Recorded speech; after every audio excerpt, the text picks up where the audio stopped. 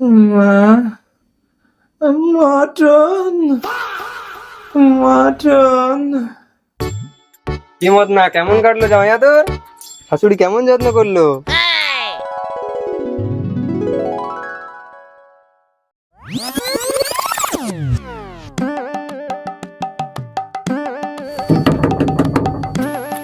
মা, মা।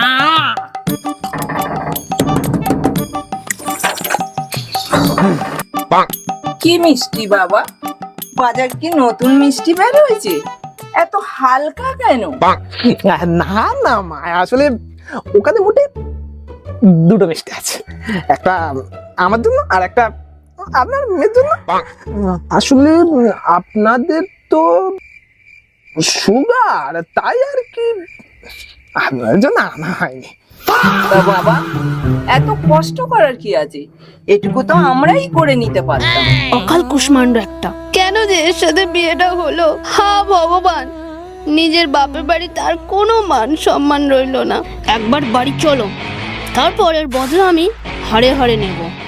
কষ্ট করে আর বাইরে দাঁড়াতে হবে না, ভেতরে এসো। এসো এসো।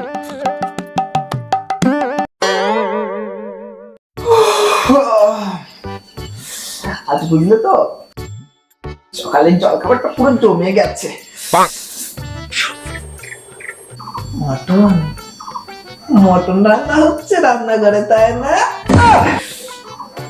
মদনা, কালকের পাতিটা মারতেই হবে, পুরো ডুবিয়ে। ও বাবা, কি হচ্ছে? ও বাবা, কেন হচ্ছে?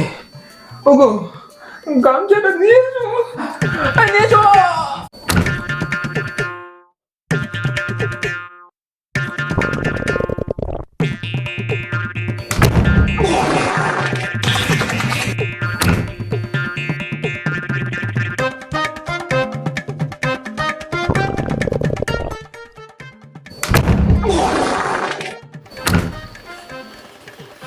ওগো, একটু ঘরে জল বুঝে আনো গো, শরীরটা সাই দিচ্ছে না।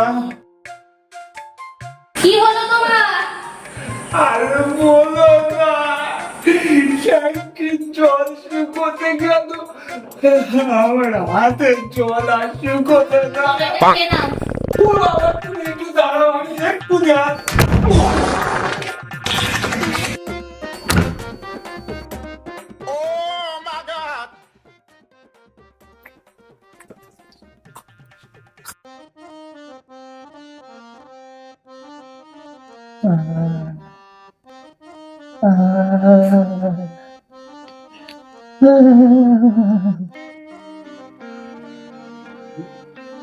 নাও বাবা, জল বাতাসাটা খেয়ে নাও।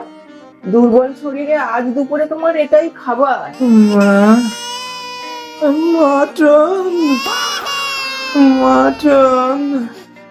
না, একদম নয়। এই শরীরে রিচ খাবার একদম চলবে না। নাও। এই শোন, এটা রান্না করে আয়।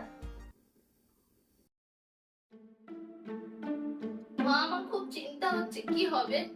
অত চিন্তা করতে হবে না, বেশি কিছু হবে না। একটু বেশি হেগে ফেলেছে, ওই জন্য শরীর একটু বেশি দুর্বল লাগছে। আমাকে তোর মাকে জব্দ করতে এসেছিল, হাড়ে হাড়ে টের পেয়েছে। বাসাধনকে এমন টাইট দিয়েছে না। কি করেছো মা, তুমি বলো না, কি করেছো?